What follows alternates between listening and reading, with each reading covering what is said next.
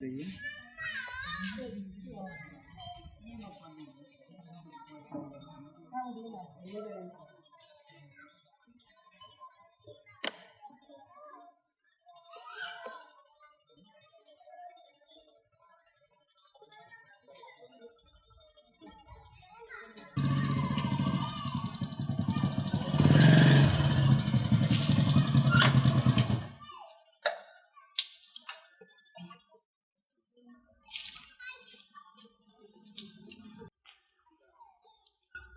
भाभी जी।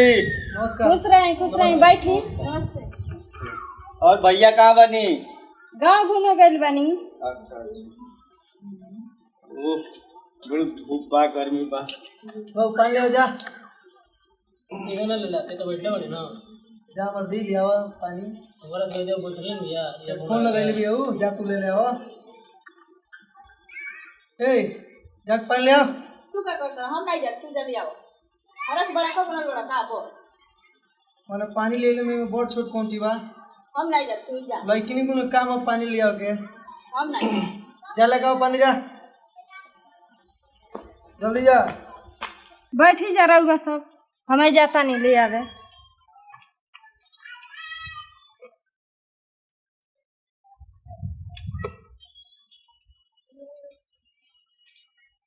बाला गर्मी है। अरे बाबू कब अइले हो? प्रणाम भैया। प्रणाम प्रणाम प्रणाम। हाँ बाबू। ठीक बा, अपन कुछ बताएं।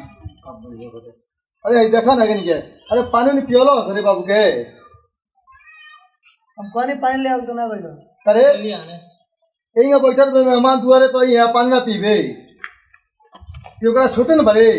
बोली आया ने। अरे ठीक बा भैया, पानी पियो बनी बैठी और सब। अरे रे ये फोन निकाल, ये पानी पियो ले वे।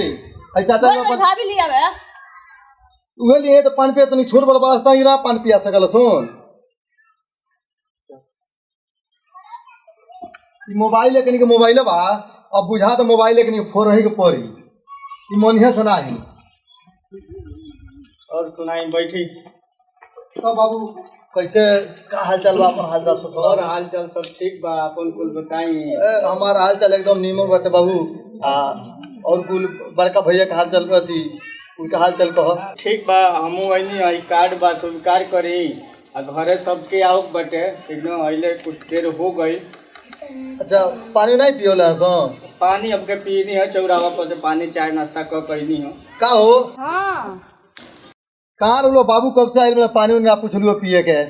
का करी, घर में कुछ रहबे ना करी और वहाँ के सब बनी जा तो मोबाइले पे बैठल बनी जा। अरे तो हमारे लगे फोन तो करे ही तोहरा। रहुआ मोबाइल ले ले रहे तब न रहुआ के लगे फोन करे। अरे का करी तो अनेक तो मोबाइल दे के कीन के तो हम बिला गईनी। एक बार जो बाहर कमनी तो वो मोबाइल किन्नी हो और घर बनी तो वो मोबाइल किनी हो। मोबाइल में तो परेशान बनी हम। एगो मेहमान है तो घर पानी लेना तो नहीं पिया सकल कि उससे कम नहीं कुछ कर तो बगलियों से पाइप बिस्कुट को मांग ले रह तू। कम से कम पत्नी हो घर के मेहरारू हो तो कम से कम तारा जाने के चाहिए कि मेहमान अइले तो कुछ करे के चाहिए। अच्छा भैया ठीक बात, तब चलते नहीं ठीक ना। अरे बाबू का करब कौन इज्जत पानी रखते नहीं के लइका यही इज्जत पानी देखा हमारी इज्जत रही गाँव में नगर में मेहमानी में।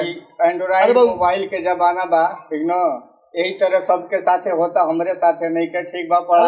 बैठो बैठो हम पानी ले आओ खिसियाले काम नहीं के। नहीं खिसियाई नहीं के, ऐसा कोई बात नहीं के, लेकिन ये मोबाइल जोन बा ना ये सबके साथे यही का करता। अब का करबो मोबाइल सब छोड़ दे, मोबाइल बनना ही भेंट करके कार्डे दे दी सबसे सुपर रही। यही तरह देखते देखते बाबू हम अपना लगे मोबाइल नहीं रखने एक अनिए के चलते हैं पूरा तो कमाई सब मोबाइल में चल जाता। और बड़का बा जो बा होता केनो से तो कहता कि हमारे पैके उड़ा गइल बा नेट पैक। हां पैके उड़ा गइल बा जियो वाला नेट पैक। ठीक बा। अच्छा प्रणाम। अच्छा बाबू तब ठीक बाटे, हम आए एकदम समय से आ जाए बाबू। ठीक बा। अच्छा प्रणाम बाबूजी। खुश रहे।